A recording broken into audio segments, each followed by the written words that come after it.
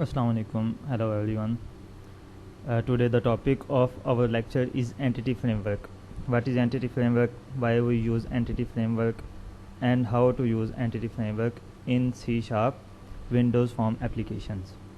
So the first question is, what is entity framework? Entity framework हमारे पास basically एक interface है किसके लिए, डेटाबेस को यूज़ करने के लिए एफिशिएंटली और इजीली। हम आमतौर पे जब भी डेटाबेस यूज़ करते हैं तो हमें क्या करना पड़ता है, हमने देखा था, हम उसके साथ कनेक्शन ऑब्जेक्ट बनाते हैं, उसके साथ फिर कमांड ऑब्जेक्ट बनाते हैं, फिर एसक्यूएल डाटा अडॉप्टर यूज़ करते हैं, हम क्यूरी लिखते हैं, क्यूरी करके फिर अगर सेलेक्ट करना हो उसके लिए अलहदा, फिर जब हम क्यूरी करके ले आते हैं फिर हमें उसे स्टोर करना पड़ता है डाटा सेट में या डाटा टेबल में। उसके बाद फिर फर्दर हम उसको यूज़ करते हैं आगे मैनिपुलेशन के लिए, डाटा मैनिपुलेशन के लिए। एंटिटी फ्रेमवर्क क्या है? एंटिटी फ्रेमवर्क ये है कि एक इंटरफेस जो डेटाबेस को, पूरे के पूरे डेटाबेस को इम्प्लीमेंट कर देता है आपके C# कोड में as an object model. Object model का क्या मतलब है? आपने क्लासेस तो पढ़ी हैं, क्लासेस क्या होती हैं अभी हम देख लेते हैं। लेट्स सी, हमारे पास ये एक एप्लीकेशन, विंडोज़ फॉर्म एप्लीकेशन है। इसमें हम क्या करते हैं, ऐड क्लास, ठीक है। इस क्लास का कोई भी नेम रख लेते हैं, demo.cs। तो ये आपके पास एक डेमो क्लास बन गई है। तो अब इस क्लास का जब हम ऑब्जेक्ट बनाएंगे तो इसको हम कहते हैं ऑब्जेक्ट मॉडल। हर क्लास की आपने ऑब्जेक्ट ओरिएंटेड प्रोग्रामिंग में पढ़ा है कि हर क्लास के कुछ डाटा मेंबर्स होते हैं, मेंबर फंक्शंस भी हो सकते हैं, ठीक है। हम उन्हें प्राइवेट भी कर सकते हैं, जैसे प्राइवेट इंट एज,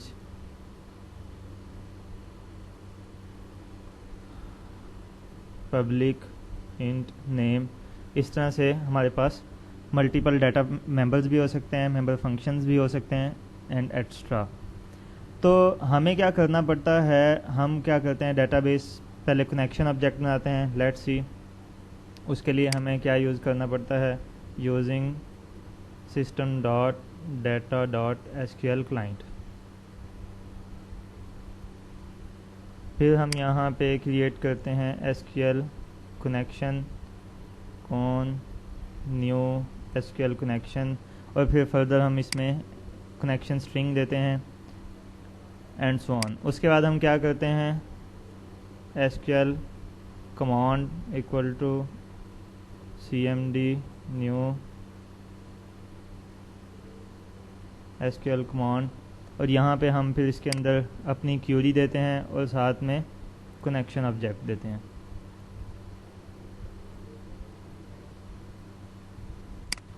तो इसी तरह हम आगे चलते जाते हैं और इसके बाद हम SQL data adopter, SDA new SQL data adopter, और फिर हम कहते हैं जी SDA डॉट, फर्दर हम इसको यूज़ करते हैं SDA डॉट सेलेक्ट कमांड, फिर इसकी कमांड सेट करते हैं, फिर डाटा रिट्रीव करते हैं, डाटा रिट्रीव करके उसको डाटा टेबल में रखते हैं, फिर उसको मैनिपुलेट करते हैं। तो इतना काम करने के बाद भी आपका जो डाटा है वो एज ए डाटा ही बिहेव करता है, आपको as a C# class behave नहीं करता।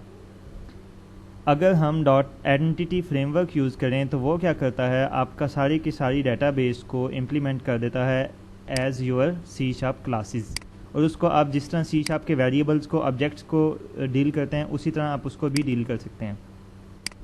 जैसे लेट्स सी, अब इसका कनेक्शन है, एक कनेक्शन का ऑब्जेक्ट जो है, इसको लेट्स सी अगर मैं पब्लिक कर देता हूँ तो मैं इसको कहीं भी यूज़ कर सकता हूँ, कहीं भी इससे बाहर भी यूज़ कर सकता हूँ। कैसे? अब मैं डेमो टाइप का यहाँ पे लेट्स सी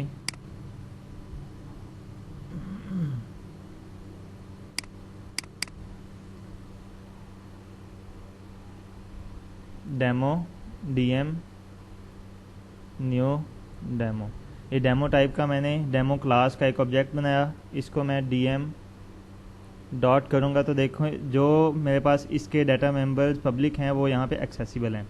नेम और कनेक्शन दोनों को मैंने पब्लिक रखा था, अगर आप देखें तो दोनों मेरे पास वहाँ पे एक्सेसिबल हैं। तो इनको मैं एज ए क्लासेस यूज़ कर सकता हूँ।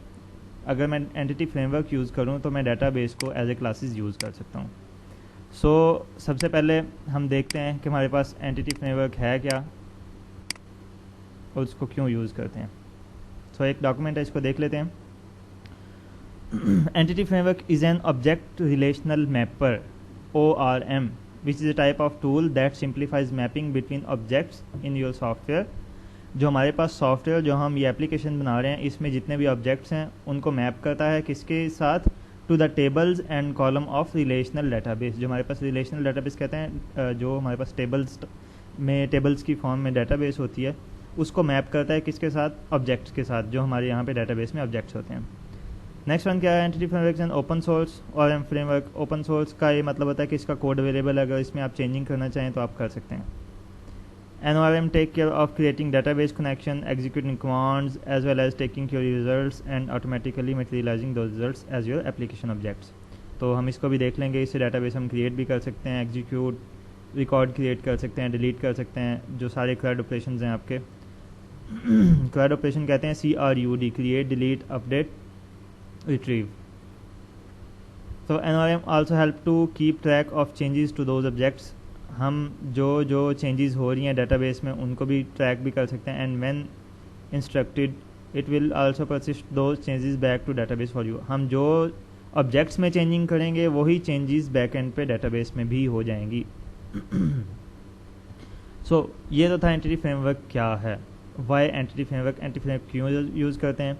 Entity framework can generate the necessary database commands for reading or writing data in the database and execute them for you। Entity framework के थ्रू हम डाटा कमांड्स भी खुद हमें लिखनी नहीं पड़ती, वो खुद ब खुद जनरेट करता है बैक एंड पे। हम जस्ट ऑब्जेक्ट्स की तरह उनके फंक्शंस को यूज़ करते हैं एंड दैट्स इट। उसके बाद है if you're querying you can express your queries against your domain objects using LINQ to entities. LINQ LINQ queries हैं। ये क्यूरीज़ किस टाइप की हैं, ये डेटाबेस में जिस तरह आप क्यूरी यूज़ करते हैं सेलेक्ट वगैरह की, उसी तरह एक हमें प्लेटफॉर्म प्रोवाइड किया गया है, एक इंटरफेस प्रोवाइड किया गया है जिसमें हम क्यूरीज़ कर सकते हैं, लेकिन डेटाबेस से थोड़ी सी मुख्तलिफ होती हैं। सो लिंक क्यूरीज़ का जो हमारे पास टॉपिक है वो हम बाद में इसको कवर करेंगे, इसमें फर्दर हम इसको अभी स्किप कर रहे हैं। Entity framework will execute the relevant query in database and then materialise results into instance of your domain objects. इसका क्या मतलब है कि जो हम क्लास बनाएंगे, जो ऑब्जेक्ट्स हम क्रिएट खुद ब खुद वहाँ पे हो जाएंगे एंटिटी फ्रेमवर्क के अगेंस्ट। जब भी हम कोई भी फंक्शनैलिटी प्रोवाइड करेंगे, एग्जीक्यूट करेंगे फंक्शनैलिटी, तो खुद ब खुद रिजल्ट्स जो हैं वो उसमें वापस जो रिजल्ट्स हैं वो उन ऑब्जेक्ट्स में वापस भी आ जाएंगे। हम इसको अभी प्रैक्टिकली भी देखते हैं। नेक्स्ट हमारे पास है कि एक्चुअली है क्या, ORM है क्या, ऑब्जेक्ट रिलेशनल मैपर। तो एक्चुअली ये करता क्या है, डेटाबेस को टाइप्स में कन्वर्ट करता है। टाइप्स मतलब जो बेसिकली ऑब्जेक्ट्स की टाइप होती हैं, और ऑब्जेक्ट्स की टाइप को वापस डेटाबेस में भी कन्वर्ट कर सकता है। मतलब अगर हमारे पास क्लासेस हैं, क्लासेस से हम डेटाबेस भी जनरेट कर सकते हैं यूजिंग एंटिटी फ्रेमवर्क। और अगर हमारे पास सिर्फ डेटाबेस है, C# की क्लासेस नहीं है उस हर टेबल के अगेंस्ट, तो उस डेटाबेस से हम C# की क्लासेस भी जनरेट कर सकते हैं। नेक्स्ट अगर आप देखें इसको, entity framework run time metadata क्या करता है, डेटाबेस से क्या लेता है, database structure schema. Structure schema क्या होता है, वो सारी इन्फॉर्मेशन जो टेबल्स के रिलेटेड होती है कि हर टेबल में कितने कॉलम्स हैं, हर कॉलम की डाटा टाइप क्या है, उसके अगेंस्ट कौन कौन से हमने कॉन्स्टेंट लगाए हुए हैं। उसके बाद वो क्या करता है, ये जो आपके पास एंटिटी फ्रेमवर्क है, हर टेबल के अगेंस्ट एक क्लास जनरेट करता है। हर टेबल में, डेटाबेस टेबल में जो एट्रीब्यूट्स होते हैं उनके अगेंस्ट उस क्लास के एट्रीब्यूट्स जनरेट करता है, और उनकी जो डाटा टाइप है वो भी सेम उसी तरह ही रखता है। तो चलें हम साथ साथ इसको पढ़ते हैं, साथ साथ इसको ट्राई भी करते हैं। सो एंटिटी फ्रेमवर्क कैसे यूज़ कर सकते हैं। अगर तो आपने ये जो इंस्टॉल किया हुआ है विजुअल स्टूडियो 2017, तो ये ऑटोमेटिकली इसमें एंटिटी फ्रेमवर्क इंस्टॉल कर देता है। अगर आपको नहीं मिले, लेट्स सी आप क्या करेंगे, ऐड न्यू आइटम, यहाँ पे आपको मिलेगा ADO.NET एंटिटी डाटा मॉडल। तो इसको आपने क्या करना है, EF data model, entity framework data model. ठीक है, मैं कैमल केस यूज़ करता हूँ। कैमल केस क्या है कि जो फर्स्ट लेटर है वो स्मॉल होता है और जो सेकंड वर्ड का जो लेटर है वो कैपिटल होता है। सो edu.net एंटिटी डाटा मॉडल मैंने सेलेक्ट किया, इसको ऐड कर लिया। अब यहाँ पे वो क्या कहेगा, ये जो मैंने आपको ये जो दो ऑप्शंस हैं इनको अभी स्किप कर दें। जो मैंने आपको बताया था कि अगर हमारे पास डेटाबेस हो तो उसके अगेंस्ट एंटिटी फ्रेमवर्क खुद ब खुद हमें यहाँ पे क्लासेस जनरेट कर देता है, तो ये फंक्शन उसके लिए है। लास्ट वाला क्या है कि अगर हमारे पास क्लासेस बनी हुई हैं C# की और उसके अगेंस्ट हमने डेटाबेस टेबल बनाना है, तो हम क्या करेंगे, इस ऑप्शन को यूज़ करेंगे। वो क्या करेगा, उन क्लासेस को देखते हुए उसके अगेंस्ट खुद ब खुद डेटाबेस सारी जनरेट कर देगा। हर क्लास के नेम से डेटाबेस में टेबल बन जाएगा और हर क्लास के डाटा मेंबर्स के लिहाज से उस टेबल में क्या बन जाएगा, आपके पास एट्रीब्यूट्स ना कॉलम्स। इसी तरह अगर इसको अप्लाई करते हैं तो ये क्या करेगा, आपके पास डेटाबेस में जितने भी कॉलम्स हैं, जितने भी टेबल्स हैं, उन टेबल्स के अगेंस्ट क्लासेस जनरेट हो जाएंगी और हर कॉलम के अगेंस्ट उस क्लास का डाटा मेंबर। तो चलें देखते हैं, हमने इसको सेलेक्ट किया, नेक्स्ट किया। कनेक्शन ऑब्जेक्ट देखना चाहता है, पहले से हमारे पास बना हुआ है। अगर आपके पास यहाँ से नहीं बना होगा तो आप क्या करेंगे, new connection.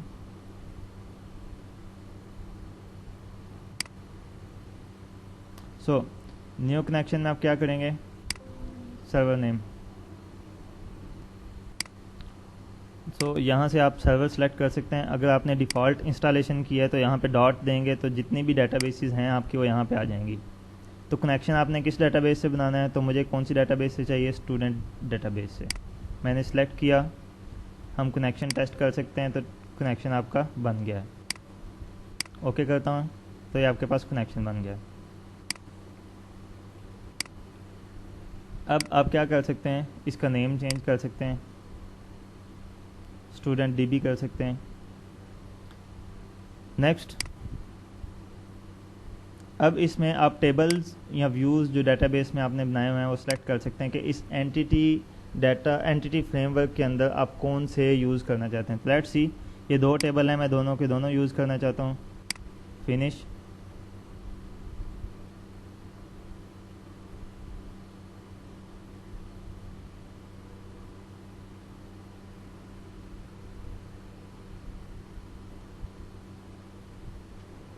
So entity framework ने क्या किया, अगर आप देखें, अगर हम SQL में चेक करें कि हमारे पास इस डेटाबेस में स्टूडेंट DB में कौन कौन से टेबल्स थे, तो हमारे पास दो टेबल्स थे, एडमिशन और स्टूडेंट TBL के नाम से। तो इसने क्या किया, एंटिटी फ्रेमवर्क ने क्या किया, उन दोनों के अगेंस्ट यहाँ पे हमारे पास उसने क्या किया, ऑब्जेक्ट बना दिए दो अलग-अलग। अब ये उनके मॉडल की डायग्राम है। अगर आप देखें EF data model, entity framework data model dot, उसकी डायग्राम है। ठीक है, तो हम डायग्राम को क्लोज करते हैं। इसमें जो चीज़ देखने वाली है बेसिकली वो क्या है, EF डाटा मॉडल कॉन्टेक्स्ट, जिसको इसमें फर्दर अगर आप context.cs को ओपन करेंगे तो आपके पास स्टूडेंट DB, जो बेसिकली आपकी डेटाबेस की क्लास यहाँ पे बनी होगी, जिसको हम फर्दर यूज़ करेंगे किसके लिए, अपडेशन के लिए, डिलीशन के लिए, या कोई अगर हमने रिकॉर्ड क्रिएट करना है डेटाबेस में तो किसको यूज़ करेंगे, इस स्टूडेंट DB को। तो एक ये चीज़ आपको पता होनी चाहिए। दूसरा, आप देखें अगर यहाँ पे, तो आपके पास दो टेबल्स थे डेटाबेस में। अगर हम इस डेटाबेस को एक्सपेंड करें तो यहाँ पे देखें एडमिशन एंड स्टूडेंट TBL। इसी तरह अगर आप इसमें आएँ तो ये देखें एडमिशन और स्टूडेंट TBL की उसने क्लासेस खुद ब खुद जनरेट कर दी हैं। अब अगर हम इन क्लासेस में जाएं तो देखें यहाँ पे कितने हमारे पास कौन सा स्टूडेंट TBL है। यहाँ पे हम स्टूडेंट TBL का डिज़ाइन ओपन करें अगर, तो आप देखेंगे तीन एट्रीब्यूट्स हैं, तीन कॉलम्स हैं। ID जिसकी वैल्यू क्या है, इंट। तो इसी तरह आप यहाँ पे देखें ID इंट टाइप की। दूसरा क्या है, नेम स्ट्रिंग टाइप का है, यहाँ पे देखें नेम स्ट्रिंग टाइप का है। थर्ड वन क्या है, एज, और इसमें हमने कहा है कि ये नल भी हो सकता है। तो अब देखें थर्ड क्या है, एज इंट टाइप का और नल एबल। उसने ऑटोमेटिकली डेटाबेस से मैप करके जितने डेटाबेस के टेबल्स हमने वहाँ पे सेलेक्ट किए थे, 2 थे, हमने 2 ही सेलेक्ट किए, उसने उसके अगेंस्ट हमारे पास सी शार्प की क्लासेस बना दी हैं। अब अगर इसी तरह एडमिशन में जाएं, एडमिशन वाली क्लास में तो देखें ID, student ID and admission date, तो ये सारी की सारी उसने खुद ब खुद ये जनरेट कर दी है एंटिटी फ्रेमवर्क ने। सो ये था आपके पास एंटिटी फ्रेमवर्क। तो इसके बाद हम क्या करते हैं, इसको यूज़ करते हुए हम डाटा क्रिएशन, डिलीशन, अपडेशन, इन सारी चीज़ों को देखते हैं कि हम कैसे कर सकते हैं और डाटा को एक्सेस कैसे कर सकते हैं यूजिंग एंटिटी फ्रेमवर्क। तो हम इसको वन बाय वन करेंगे। पहले data retrieval, data deletion, data updation and data insertion. सबसे पहले हमने क्या करना है, डाटा रिट्रीवल। तो देखते हैं कैसे करेंगे। इसके लिए हम सबसे पहले यहाँ पे कोई लेआउट ऐड कर लेते हैं। लेआउट किसे कहते हैं मैं आपको दिखा देता हूँ।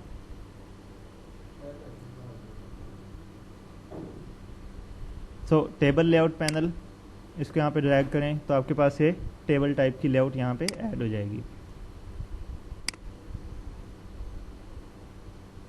इसमें क्या है, 2 कॉलम्स हैं, 2 रोज़ हैं।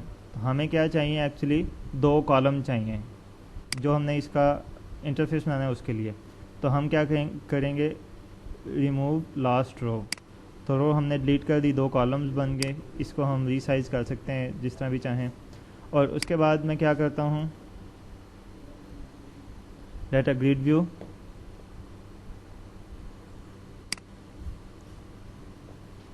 मैंने यहाँ पे इसको अप्लाई किया।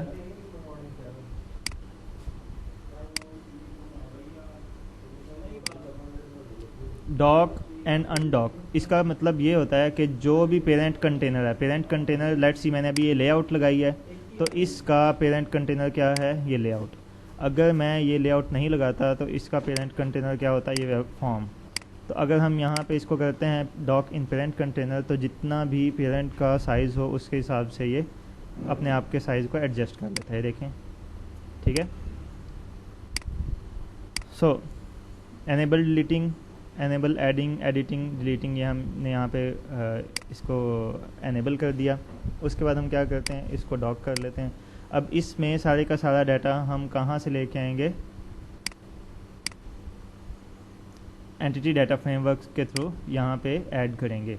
तो चलें हम क्या करते हैं, ये जब लोड हो या जब ये आपके पास फॉर्म लोड हो तो क्या करे, इसमें जो सारा डाटा है, जो एंटिटी फ्रेमवर्क का जो डाटा है वो सारा किस में शो कर दे, आपके इस ग्रिड व्यू में। तो चलें देखते हैं।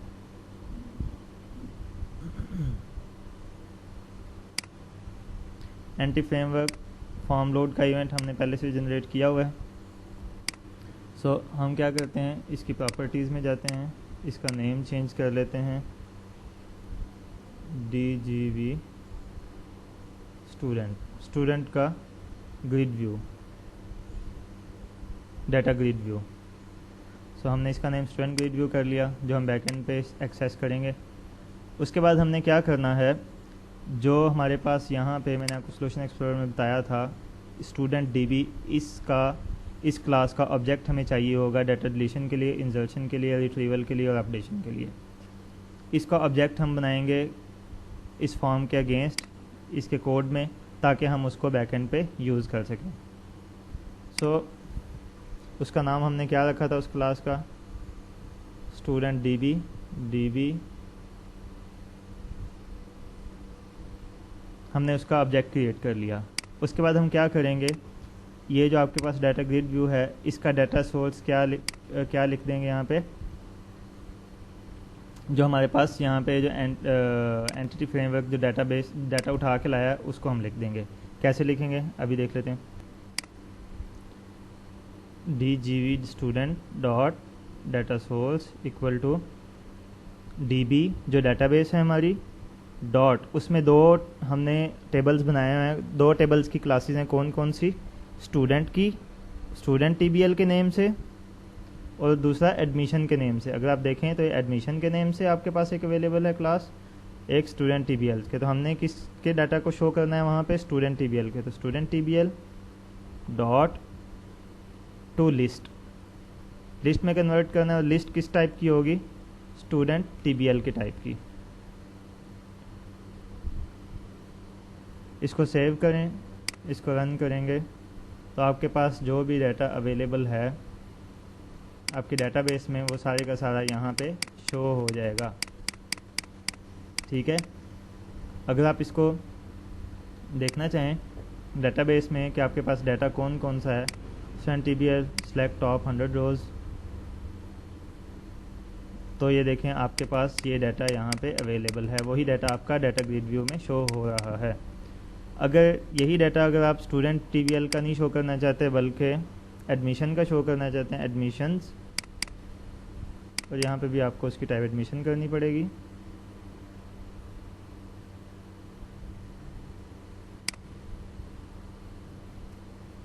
Dot admissions dot to list admission.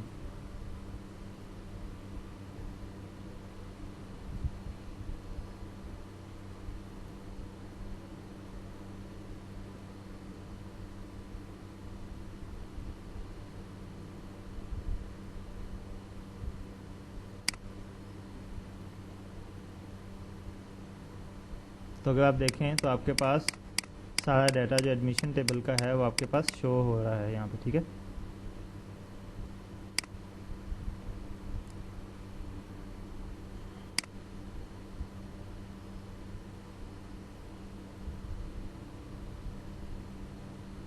तो हम वहीं उसी पे ही ले आए। इसके बाद हमने क्या करना है, यहाँ पे टेक्स्ट बॉक्स बनाते हैं। टेक्स्ट बॉक्स सिंपल भी यूज़ कर सकते हैं, डाटा ये जो आपको मैंने डाटा एक्सप्रेस के यूज़ किए थे वो भी आप यूज़ कर सकते हैं। तो फ़िलहाल हम सिंपल टेक्स्ट बॉक्सेस यूज़ करते हैं।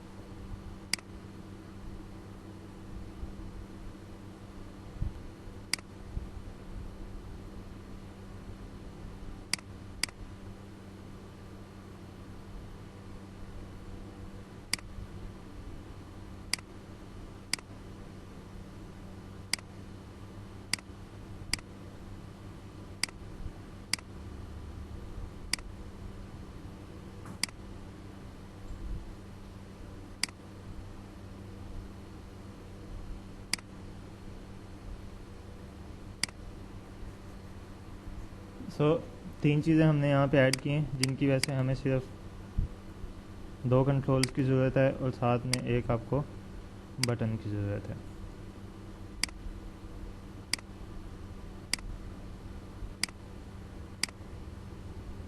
हम क्या करेंगे, इनकी प्रॉपर्टीज़ को थोड़ा चेंज करेंगे। लेबल में हम क्या करेंगे, नेम, एज,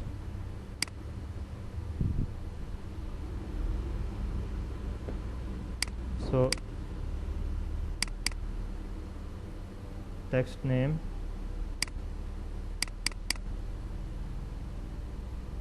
टेक्स्ट एज, उसके बाद btn,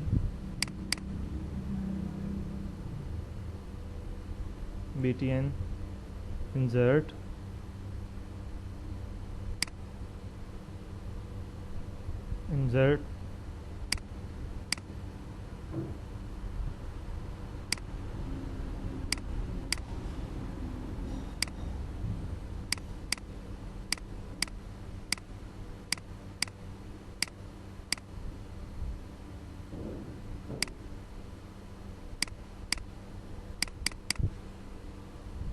update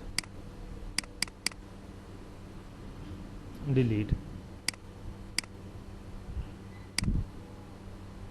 btn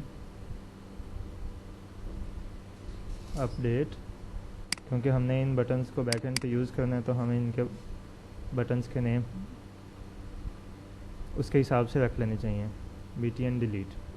so first one हमने क्या कहा था कि हम डिलीट क्या करेंगे, ठीक है। और डिलीट कौन सी क्या चीज़ हमने करनी है, जो रो हमारी यहाँ पे सिलेक्टेड होगी किसमें, डाटा ग्रिड व्यू में,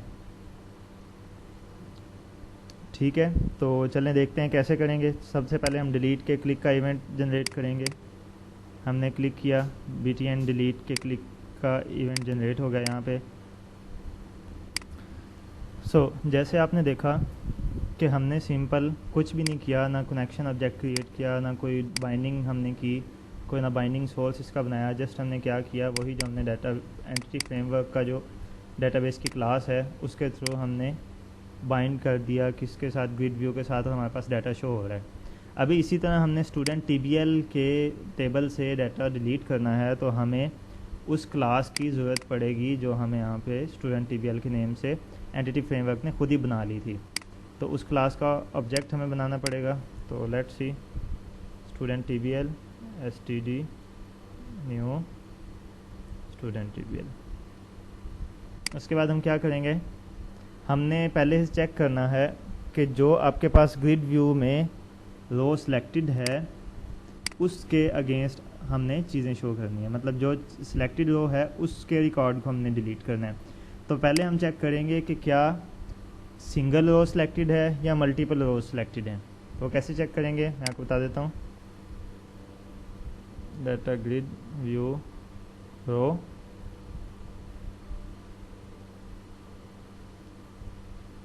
equal to DGV student dot selected rows dot count. तो पहले तो काउंट सेलेक्ट कर लेंगे, चेक कर लेंगे कि काउंट कितना है। हमने एक से ज़्यादा सेलेक्ट तो नहीं की हुई।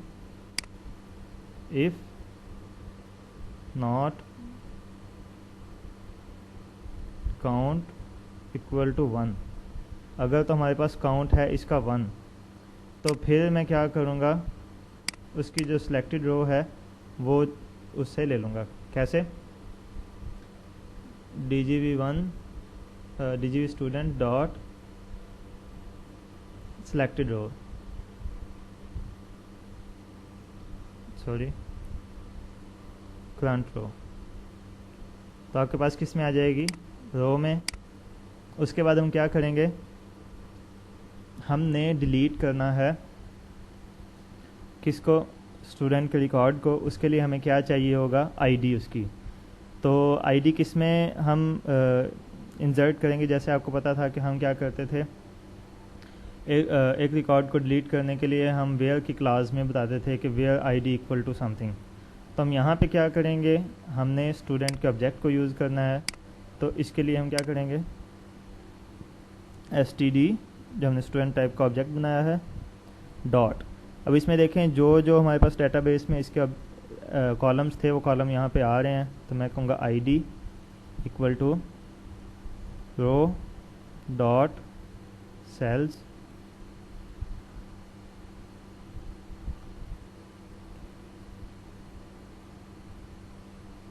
और इस सेल में मुझे कौन से सेल की चाहिए, आईडी की। ये एक रो मैंने पूरी सेलेक्ट कर ली, उसमें मल्टीपल हमारे पास सेल्स हैं। एक फर्स्ट खाने में हमारे पास आईडी, फिर नेम, फिर एज।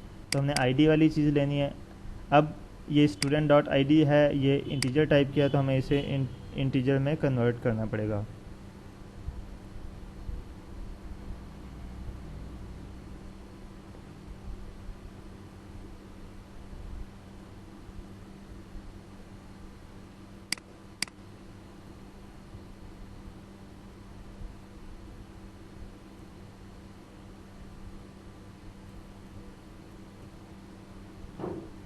वैल्यू। सो अब क्या करेंगे, मैंने इसको कन्वर्ट किया उस रो के सेल आईडी में जो वैल्यू पड़ी थी उसको मैंने क्या दे दिया, स्टूडेंट का ऑब्जेक्ट जो बनाया था उसके आईडी में पास कर दिया। उसके बाद मैं क्या करूँगा, इसको बताऊँगा कि मुझे ये चीज़ डिलीट करनी है, डेटाबेस में से रिमूव करनी है। इसके लिए मैं क्या करूँगा,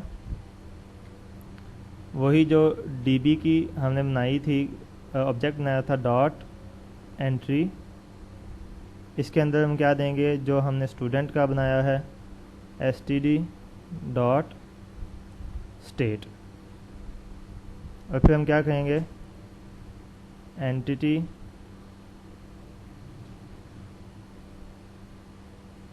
डॉट, अब ये देखें एंटिटी यहाँ पे इसको रिकॉग्नाइज नहीं कर रहा। हम यहाँ पे आएंगे तो system dot data dot entity अगर हम ऊपर डिफाइन कर लेते हैं यहाँ पे, जो अभी उसने हमारे कहने पे यहाँ पे ऐड कर दिया है, तो ये हमें मदद करेगा। Let me check data dot entity,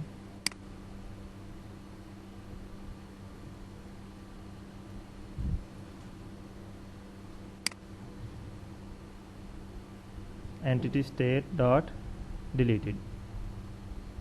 तो ये क्या बता रहा है कि ये जो स्टूडेंट जो हमने ऑब्जेक्ट क्रिएट किया था उसमें जो आईडी दी थी उसकी स्टेट को क्या करे, डिलीट कर दे, डिलीटेड लिख दे, और साथ में हम क्या कर देंगे, डीबी डॉट सेव चेंजेस, जो हमने चेंजेस किए हैं उनको सेव कर दो। मतलब हमने यहाँ से डिलीट किया है तो डेटाबेस में से भी जाकर डिलीट कर दो। देखिए हमें क्या करना पड़ा, कुछ भी नहीं करना पड़ा, सिर्फ उसकी आईडी दी है और उसको डिलीट कर दिया। कोई कनेक्शन नहीं बनाना पड़ रहा, यहाँ पे कोई रिकॉर्ड क्रिएट नहीं करना पड़ रहा, कुछ भी नहीं करना पड़ रहा। तो हम क्या करेंगे, इसको चेक कर लेते हैं, स्टार्ट करते हैं।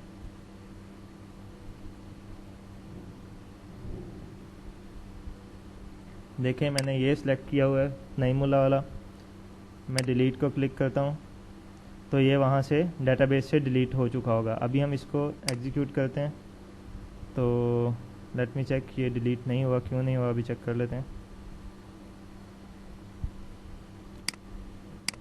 सो बेसिकली हमने किया ये था, हमने एक सेल सेलेक्ट किया था, हमने रो सेलेक्ट नहीं की थी। हम पूरी रो सेलेक्ट करते हैं, यहाँ से डिलीट पे क्लिक करते हैं। ये क्या कह रहा है, attaching an entity type of Windows form failed because another entity of same type already has the same primary key value.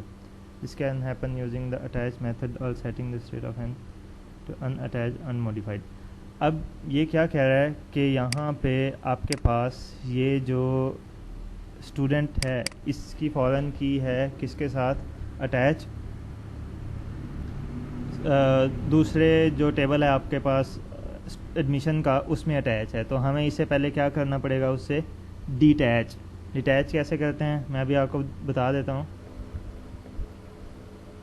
तो अगर हम इसको स्टार्ट करते हैं और यहाँ पे एक रो सेलेक्ट करके डिलीट करते हैं तो ये आपके पास एरर आ जाता है, attaching an entity of type Windows form on the student because another entity of same type already has some primary key value.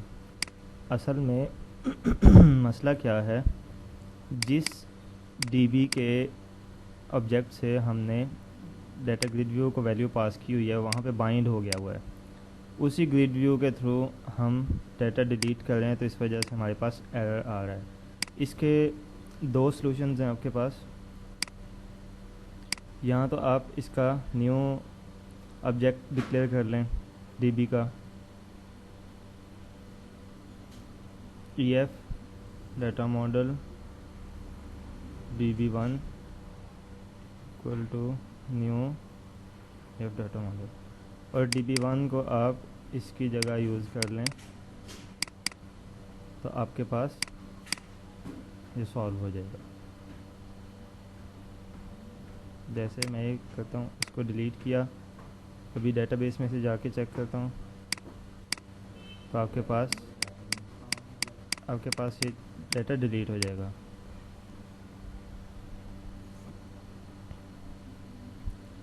दूसरा ट्रिक आपके पास ये है कि आप रन टाइम इसका, ये जो आपके पास ऑब्जेक्ट है रन टाइम ऑब्जेक्ट यूज़ करें। वो कैसे कर सकते हैं, यूजिंग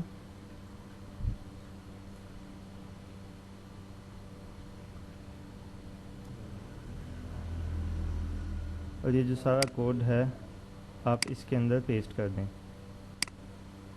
इसका फ़ायदा ये होता है कि ये सिर्फ थोड़ी देर के लिए ऑब्जेक्ट डिक्लेयर होता है, उसके बाद खुद ब खुद डिस्ट्रॉय हो जाता है जब ये कोड आपका एग्जीक्यूट हो जाता है कम्प्लीटली। इसके अंदर आप और एक और चीज़ भी ऐड कर सकते हैं। वो क्या ऐड कर सकते हैं कि अगर आप लेट्स सी ये भी हो गया, उसके बाद एक इफ़ आप और लगा सकते हैं, if message box dot show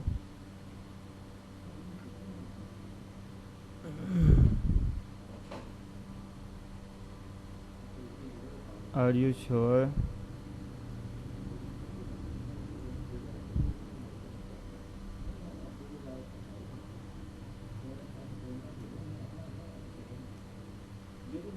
delete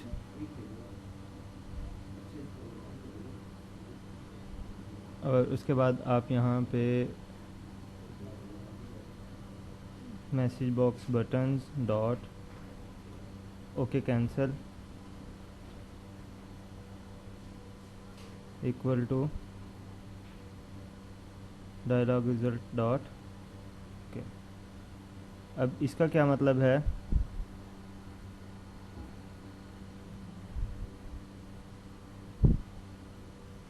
कि आपके पास एक डायलॉग बॉक्स, आपके पास एक मैसेज बॉक्स शो होगा जो आपसे पूछेगा कि आप वाकई इसको डिलीट करना चाहते हैं। अगर आप यस करेंगे तो आपका वो रिकॉर्ड डिलीट हो जाएगा। लेट्स सी,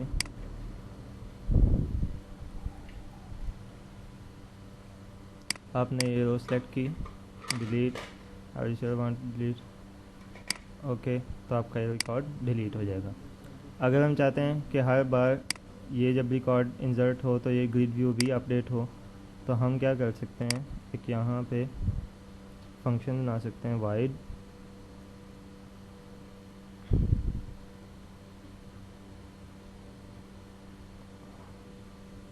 रिफ्रेश या पॉपुलेट ग्रिड।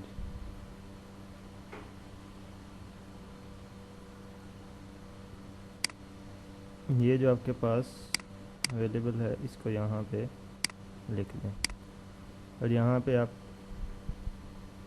पॉपुलेट ग्रिड का फंक्शन कॉल कर दें। सेम वही चीज़ है, ये चीज़ आपने इधर रख दी है। लोड में जो फॉर्म लोड होगा उसमें भी ये कॉल हो जाएगा, और जब आपने ये डिलीट किया है उसके बाद दोबारा इसको कर दें पॉपुलेट ग्रिड, तो ये क्या हो जाएगा, खुद ब खुद अपडेट भी हो जाएगा। तो लेट्स सी, हमने ये सेलेक्ट की, डिलीट किया, तो ये देखें ये खुद ब खुद अपडेट भी हो गया। सो ये तो था हमारे पास डिलीट के लिए। इसी तरह अगर आप चाहते हैं वैल्यू इंसर्ट करना, डिलीट कर दिया, अपडेट करना चाहते हैं या इंसर्ट करना चाहते हैं, पहले हम इंसर्ट वाला कर लेते हैं कि इंसर्ट कैसे कर लेते हैं, कैसे कर सकते हैं। सो आईडी जो आपके पास है वो, क्योंकि हमने इस टेबल में ऑटो इंक्रीमेंट लगाई हुई है, तो इस वजह से हम यहाँ पे उसको ऐड नहीं करेंगे। हम सिंपल नेम और एज ऐड करेंगे और इंसर्ट करेंगे तो रिकॉर्ड खुद ब खुद इंसर्ट हो जाएगा। सो इंसर्ट पे डबल क्लिक करते हैं, इंसर्ट का एक आपके पास इवेंट खुद ब खुद जनरेट हो गया, इवेंट का कोड। इसमें आप क्या लिखेंगे,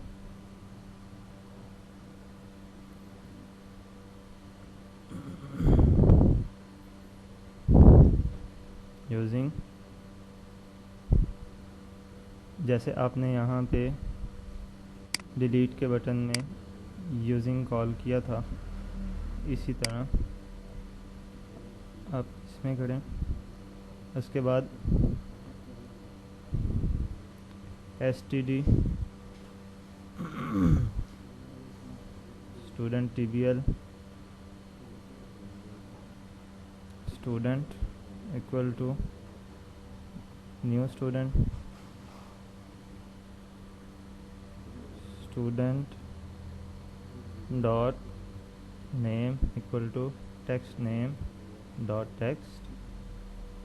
similarly student dot age equal to int text age dot text. So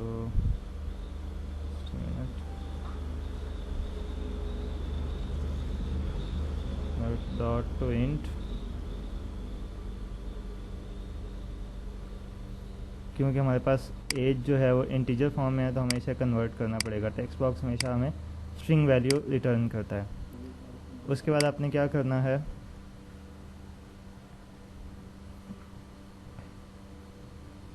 bb1 dot student tbl dot add student, db1 dot save changes, तो आपके पास क्या हो जाएगा, वो रिकॉर्ड आपके पास इंसर्ट हो जाएगा। इसके बाद हम message box dot show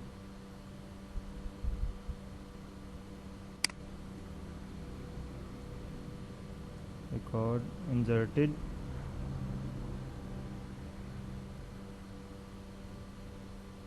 success message box icon dot information.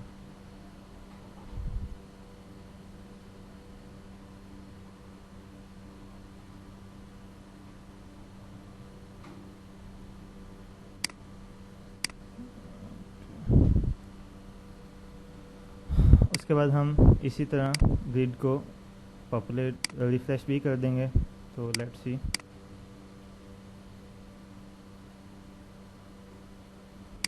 Name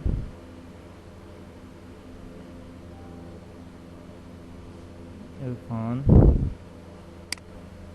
22 insert, record inserted, तो आप देखिए यहाँ पे रिकॉर्ड इंसर्ट हो गया। हम एक और रिकॉर्ड ऐड कर लेते हैं 33 इंसर्ट, देखिए रिकॉर्ड इंसर्ट हो गया। ठीक है, अब इसी तरह इसमें से डिलीट करते हैं। Are you sure? यस, तो उसने डिलीट कर दिया हमें। तो ये आपके पास इसका वे है। उसके बाद अब क्या करते हैं, लेट्स सी, हम ये आपके पास इंसर्ट का होगा। उसके बाद हम करते हैं अपडेट।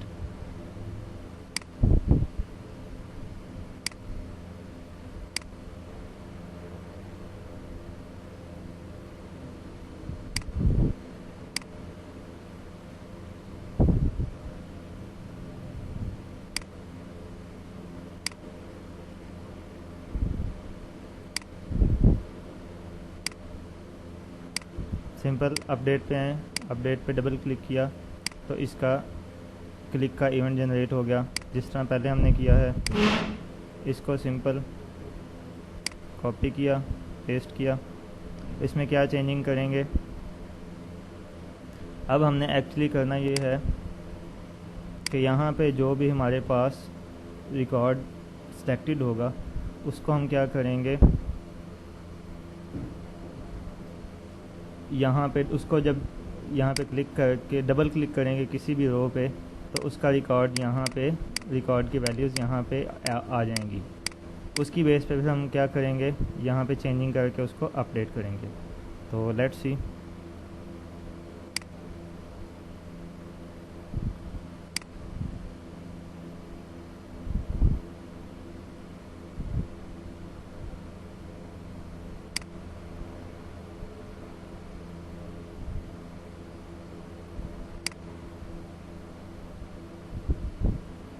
सबसे पहले तो हमने क्या करना है, आपके पास जो ग्रिड व्यू है उसका सेल जो है उसके कंटेंट पे जब हम रो पे डबल क्लिक करें तो वो सारे का सारा डाटा उस रो का यहाँ पे लोड कर दे। तो उसके लिए हमें क्या करना पड़ेगा, लेट्स इसको सिलेक्ट किया, इसके इवेंट्स में गए,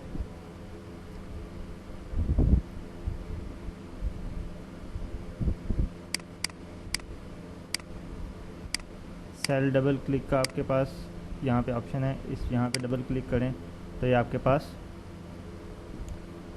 इसका इवेंट जनरेट हो गया कि अगर आप किसी भी सेल को डबल क्लिक करते हैं तो क्या होगा, उस सेल का सारा क्या आ जाएगा आपके पास, डाटा। तो हम क्या करेंगे, data grid view row dr equal to new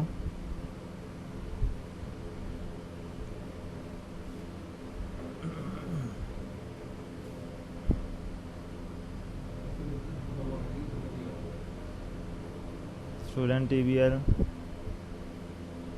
student equal to new student. अब हम क्या करेंगे, student dot ID equal to int, ये कन्वर्ट करने के लिए होता है, जैसे आप कन्वर्ट डॉट इनटू यूज़ करते हैं, ये भी उसके लिए यूज़ होता है। dr डॉट सेल्स, सेल्स में हमें किसकी चाहिए, ID की वैल्यू डॉट वैल्यू। उसके बाद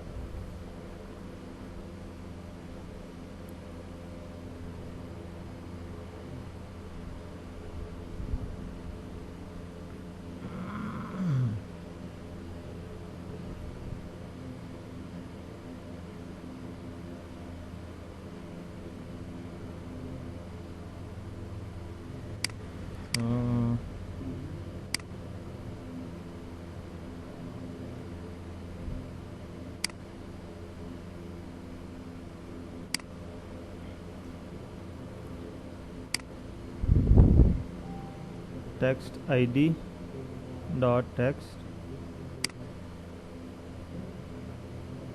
आप क्या कर दें डॉट टू स्ट्रिंग, इसमें ऐड कर दी। उसके बाद text name dot text equal to dr dot वही सारी चीज़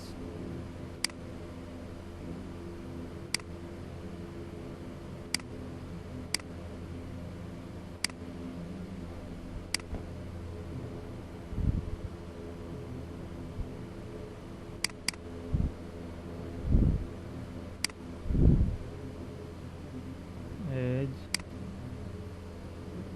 टेक्स्ट नेम टेक्स्ट एज। तो इसको पहले चेक कर लेते हैं।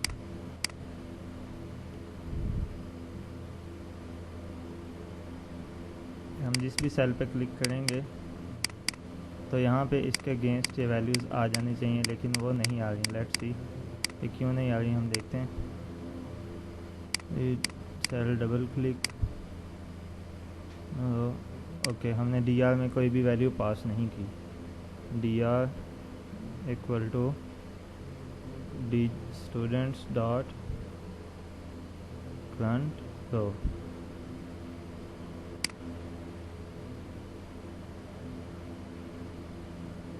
तो अगर आप देखें, मैं इस पर डबल क्लिक करता हूँ किसी पे भी, तो आई थिंक जस्ट मिनट,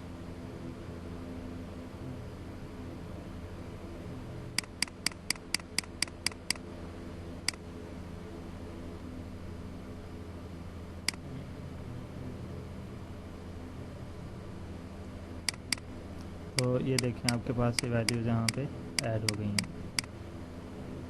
अब हमने क्या करना है, इन वैल्यूज़ को अपडेट करना है। ऑफ कोर्स ID तो हम अपडेट नहीं करेंगे, ID के टेक्स्ट बॉक्स को हम क्या कर देंगे यहाँ पे disable.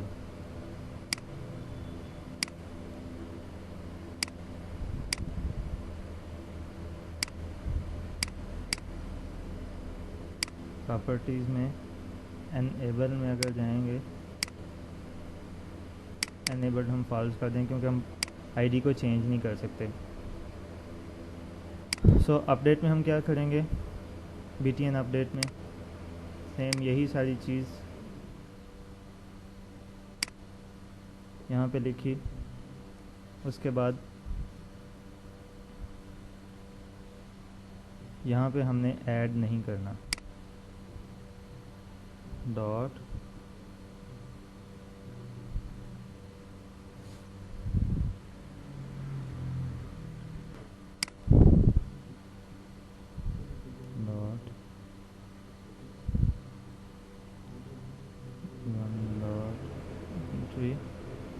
into student dot state equal to system dot data dot entity state dot modified। उसके बाद चेंज सेव कर दें, रिकॉर्ड अपडेटेड, और इसी तरह आपने विद पॉपुलेट कर दिया। तो हम लेट्स सी चेक करते हैं। इस पर डबल क्लिक करते हैं, इरफान की जगह उमर कर दिया, अपडेट किया। लेट मी चेक, शायद इसका जो बटन का इवेंट है वो यहाँ पे अवेलेबल नहीं होगा। ये देखें BTN अपडेट यहाँ पे नया जनरेट हुआ है।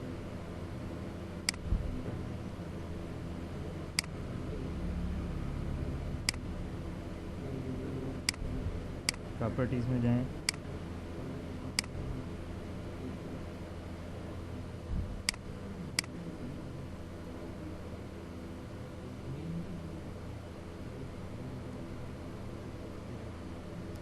तो अगर अब इसे हम ट्राई करेंगे, डबल क्लिक किया, इरफान आ गया, Umar date, so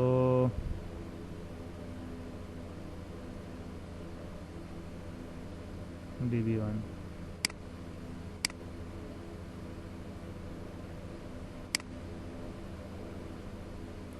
student.state.modified, let me use BB2, let's start।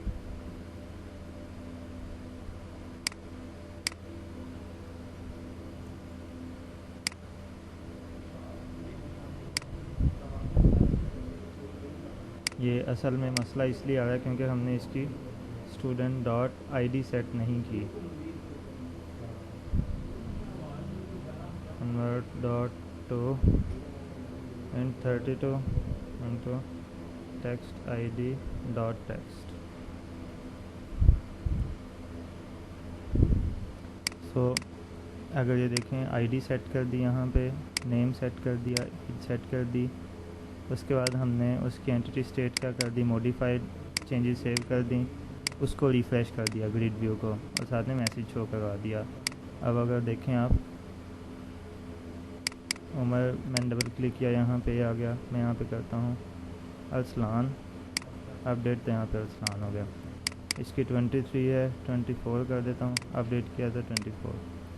अब मैं एक नया रिकॉर्ड इंसर्ट करना चाहता हूँ, उमर के नाम से इंसर्ट किया, तो देखें रिकॉर्ड यहाँ पे इंसर्ट हो गया,